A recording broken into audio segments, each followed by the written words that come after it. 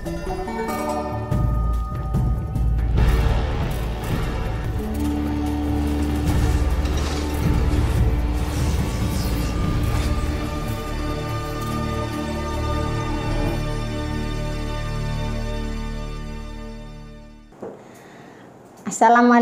warahmatullahi wabarakatuh. Salam sejahtera untuk kita semua.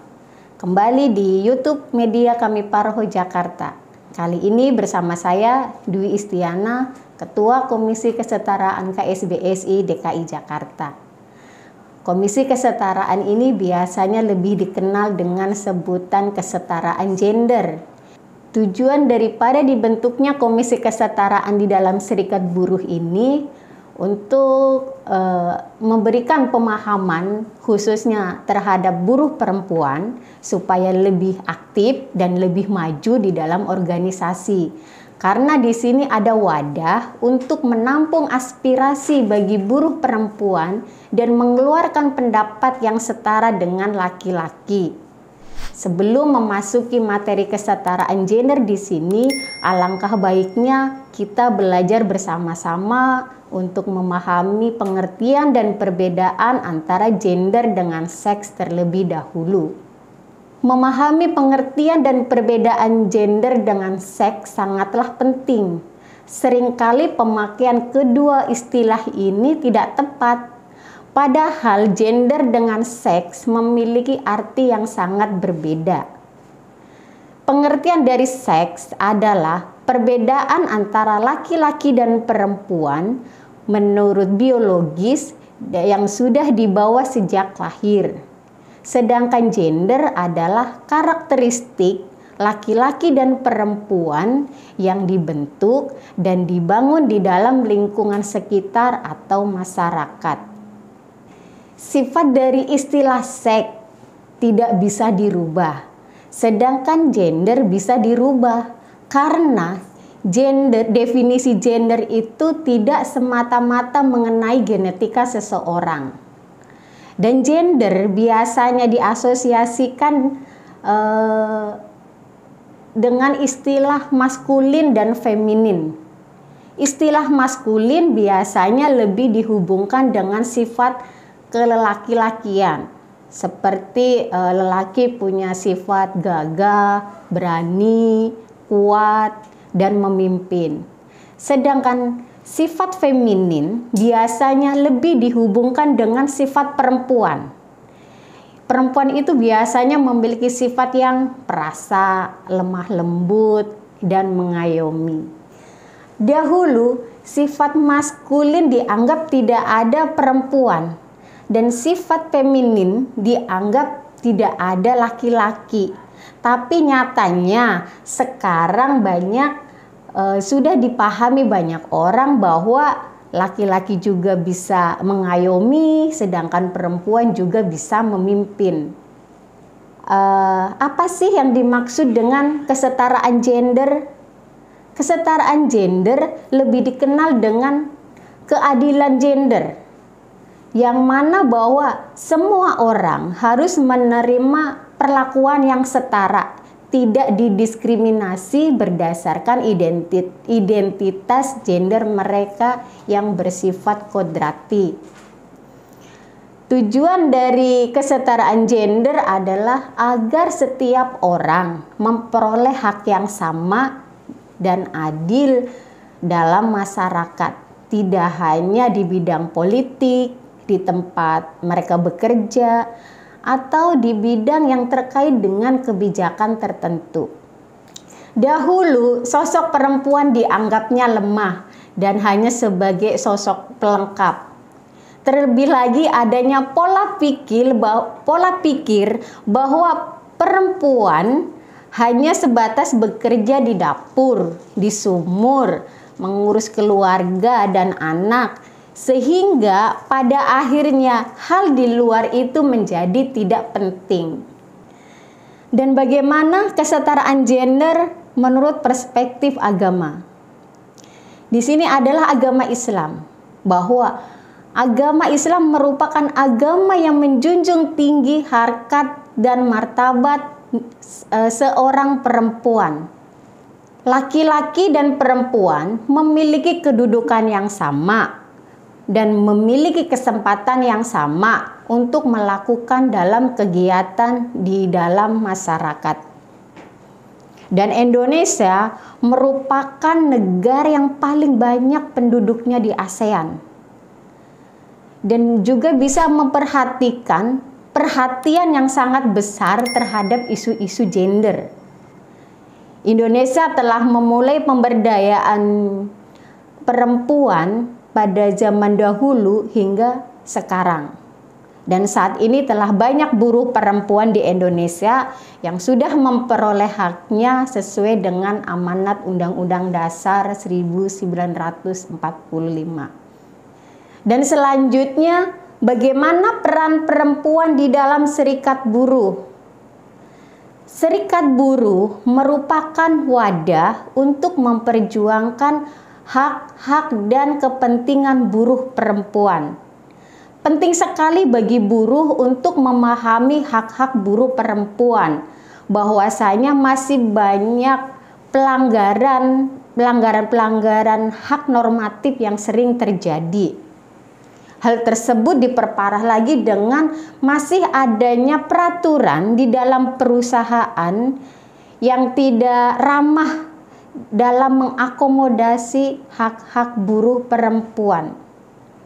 Hal tersebut biasanya dilihat dari sisi marginalisasi atau peminggiran, subordinasi atau dianggap tidak penting, stereotip atau pelabelan negatif, dan peran ganda, di mana buruh perempuan juga menanggung beban kerja di dalam rumah tangga. Untuk memecahkan permasalahan ketertindasan buruh perempuan, perlu beberapa upaya untuk dilakukan. Salah satunya dengan cara membentuk serikat atau bergabung di dalam serikat buruh. Melalui serikat buruh, permasalahan-permasalahan buruh perempuan di tempat kerja akan diatasi bersama-sama. Selanjutnya, perlu dilakukan adanya pelatihan atau pendidikan yang menyangkut dengan hak-hak buruh perempuan. Harapannya, perusahaan membuat aturan yang mengakomodasi hak-hak buruh perempuan yang menjadi kewajiban perusahaan, seperti yang sudah tertuang dalam Undang-Undang Nomor 13 Tahun 2003 tentang ketenagakerjaan, di mana tenaga kerja perempuan berdasarkan undang-undang sudah jelas memiliki beberapa hak-hak sebagai pekerja. Hak-hak apa saja sih bagi pekerja perempuan berdasarkan Undang-Undang Nomor 13 Tahun 2003? Yang pertama, hak cuti haid, hak mendapatkan cuti hamil atau melahirkan, hak perlindungan selama masa kehamilan, dan hak mendapatkan biaya persalinan. Selanjutnya ada hak mendapatkan cuti keguguran, dan masih banyak hak-hak lain yang didapatkan oleh buruh perempuan. Yang pertama, bagaimana perempuan mendapatkan hak cuti haid? Sesuai dengan amanat Undang-Undang 13 tahun 2003 pasal 81, bahwa pekerja perempuan dalam masa menstruasi merasakan sakit dan memberitahukannya kepada pihak manajemen, maka pada hari pertama dan hari kedua dia tidak wajib bekerja dalam masa menstruasinya. Tetapi implementasi hak ini ada yang dipersulit di beberapa perusahaan dengan meminta surat keterangan dari dokter untuk mendapatkan cuti haid atau menstruasi. Faktanya tidak jarang atau bahkan hampir tidak ada perempuan yang datang pergi ke dokter untuk berkonsultasi mengenai menstruasi. Karena rasa sakit yang mereka alami bukanlah penyakit, melainkan siklus darah yang akan keluar. Dan selanjutnya, bagaimana pekerja perempuan mendapatkan hak cuti hamil atau melahirkan. Mengenai cuti hamil atau melahirkan diatur dalam pasal 82 Undang-Undang Nomor 13 Tahun 2003 bahwa pekerja perempuan berhak memperoleh istirahat selama 1,5 bulan sebelum saatnya melahirkan dan 1,5 bulan sesudah melahirkan sesuai dengan perhitungan dokter kandungan atau bidan. Dan bagaimana cara pengajuan cuti hamil atau melahirkan bagi pekerja perempuan?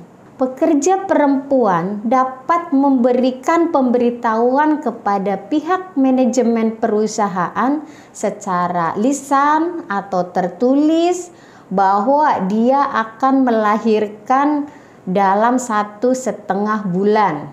Dan setelah menerima surat pemberitahuan, maka perusahaan atau manajemen perusahaan memberikan cuti di hari selanjutnya.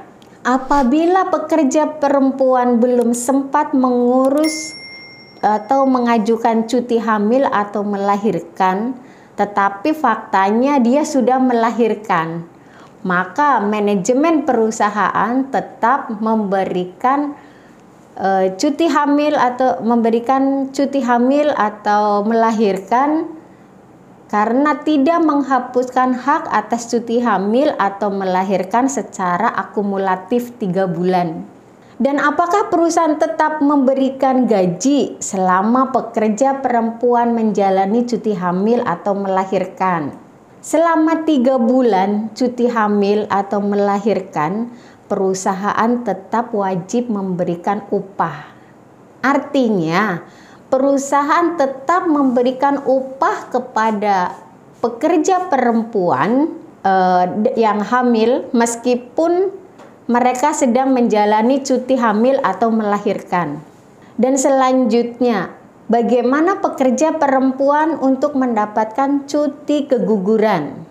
Dalam pasal 82 ayat 2 menyatakan bahwa pekerja perempuan yang mengalami keguguran kandungan berhak memperoleh istirahat 1,5 bulan atau sesuai dengan surat keterangan dokter kandungan yang menangani kasus keguguran tersebut.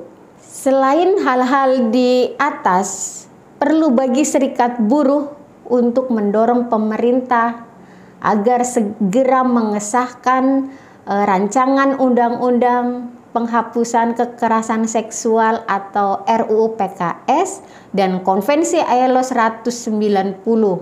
Hal ini dilakukan supaya untuk menghapus masalah kekerasan seksual di tempat kerja tidak terjadi.